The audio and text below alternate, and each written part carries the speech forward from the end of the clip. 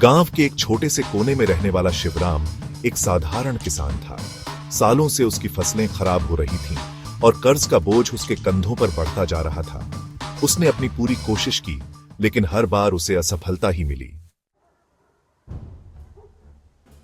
एक दिन उसने अपने दोस्तों से कुंभ मेले की बात सुनी।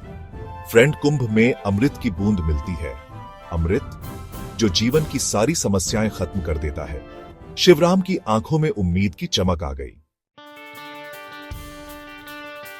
सुनते ही शिवराम ने तय कर लिया कि वह कुंभ मेले जाएगा।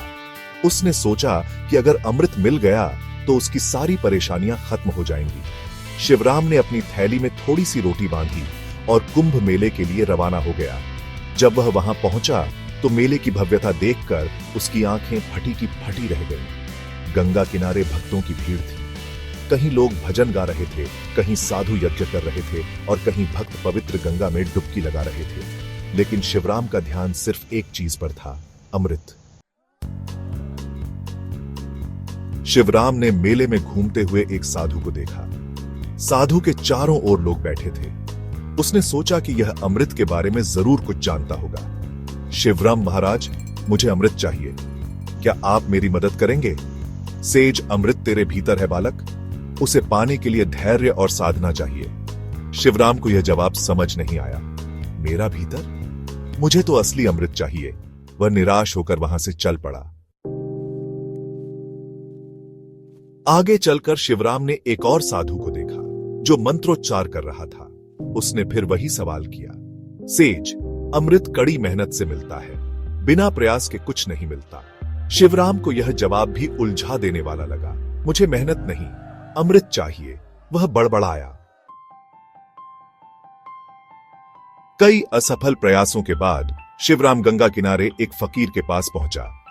वह साधारण सा व्यक्ति था, लेकिन उसकी आंखों में गहरी शांति थी। शिवराम बाबा, मुझे अमृत चाहिए, कृपया मेरी मदद करें। फकीर, अमृत कोई तरल नहीं है जिसे तुम पी लो।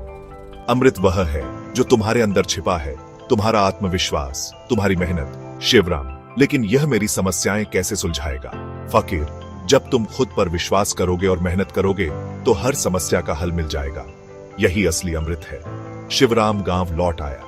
उसने सोचा कि वह फकीर की बातों को आजमा कर देखेगा। उसने पहले से ज्यादा मेहनत शुरू की। इस बार उसने फसल उगाने के नए तरीकों को अपनाया। धीरे धीरे उसकी फसलें लहलहाने लगी। शिवराम ने महसूस किया कि उसकी परेशानियां कम हो रही हैं। उसे समझ आ गया कि असली अमृत उसकी मेहनत, धैर्य और आत्मविश्वास में था। एक दिन जब शिवराम अपने परिवार के साथ भोजन कर रहा था, उसने मुस्कुराते हुए सोचा, मैं अमृत की तलाश में था, लेकिन वह तो मेरे भीतर ही था। शिवराम अब खुश था। उसने सीखा कि जीवन में असली जादू हमारी मेहनत और विश्वास में छिपा होता है।